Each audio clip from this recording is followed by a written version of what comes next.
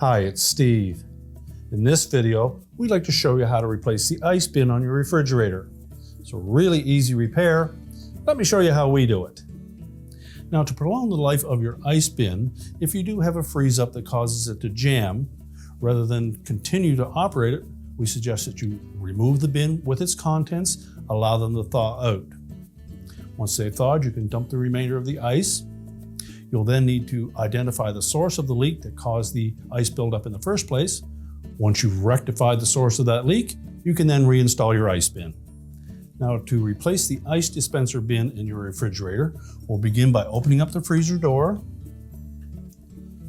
You can lift the access door up and out of the way. We'll lift up on the front of the dispenser drawer, pull it all the way forward, and you can discard the old one. When installing the new one, we first want to look at the back of it to make sure that we rotate that auger into position that will line up with the drive gear at the back.